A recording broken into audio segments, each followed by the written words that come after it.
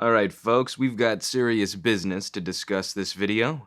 Namely, can you buy a good case for your Nexus 7 for $4? It's on like Donkey Kong. Hey, party people, Juan here.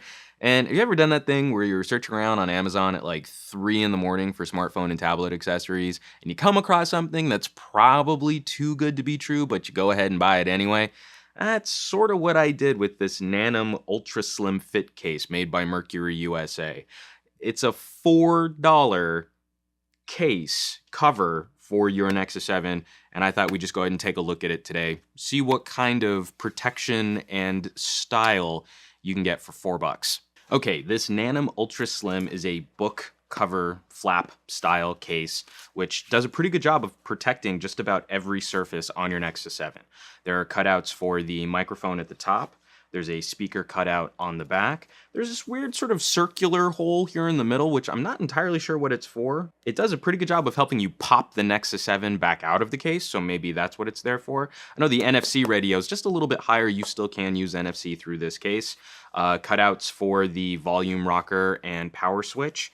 And of course, ports down at the bottom for your headphone jack and micro USB cable. And then on the back, next to the circular cutout, there's a little flap right here, which allows the Nanum to act as a stand to prop your Nexus 7 up. And then there's this elastic sleeve, which fits a capacitive pen stylus, which does come with the case. So if you've ever shopped for a capacitive stylus, usually they're like $10, and this $4 case provides you one for free. Not only that, but the two-piece cover, which protects your screen on the Nanum, also has a built-in magnet. I did not realize the Nexus 7 had this feature where a magnet touching the screen would allow you to turn the screen on and off.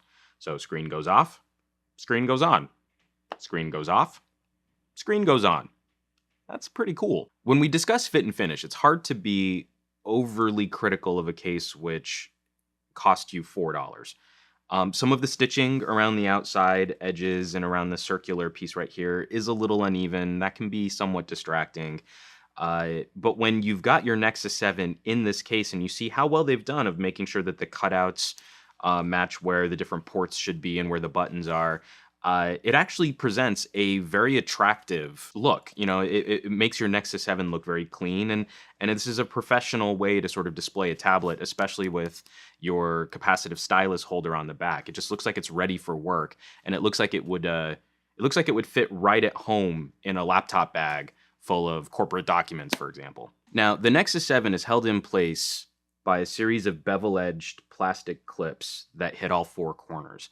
The very, very first time I tried to pop the Nexus 7 into there, it didn't quite fit well. There was always one corner which was off by just a little bit.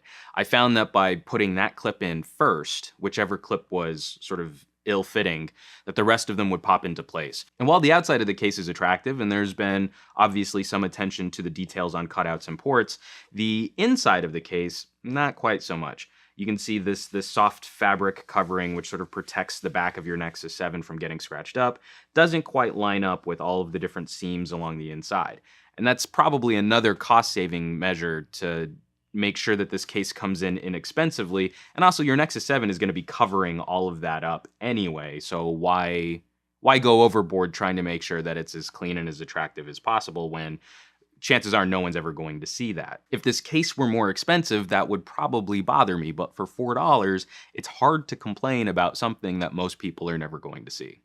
When I first popped my Nexus 7 in and I would close the cover, and you can still see it does it to a smaller degree, this piece right here was so tight and so flush across the side of the case that it would cause the screen cover to tent.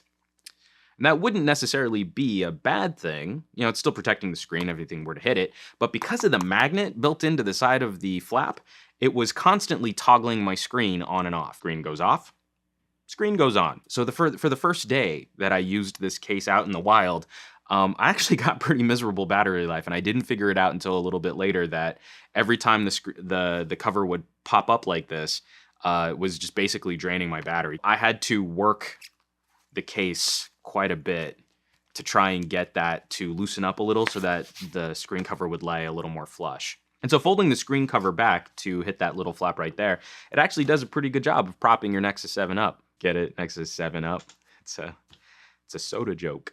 It's especially good for watching media and also using it to write documents, emails, that kind of a thing. It's not the most stable base for game playing, so especially if you're tapping the screen a lot, it's gonna wobble. But all in all, it's a decent way to get your eye line set for interacting with your tablet. It's not quite so good for trying to prop it up in portrait mode just because the tablet starts to get very face heavy. And so if your base isn't perfectly stable, there's a tendency for it to fall flat, which means your Nexus 7 is just gonna come crashing down on top of its screen. You can flip the case over so that you can use it in a less severe angle, but this isn't quite as stable, and as you touch it, it's likely that the cover is going to pop out of that flap and just kind of smush down, and then your Nexus 7 is just pointing straight up.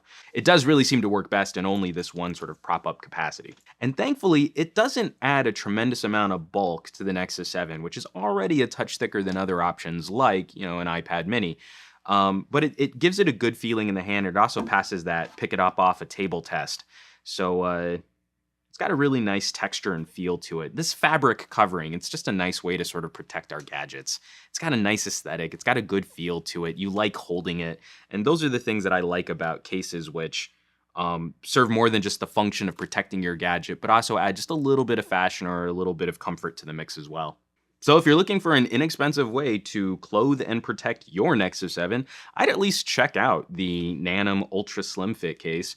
It comes in a variety of colors. I got mine in blue, so it'll match my t-shirt hoodie because I'm fashionable like that. Full price with shipping was $7, which is about a third the cost of other competing tablet cases, which may or may not offer things like magnetic screen activation and deactivation, not to mention the handy dandy little capacitive stylus. As always, folks, thanks for watching, thanks for subscribing, thanks for liking, thanks for sharing, and I'll catch you on the next review.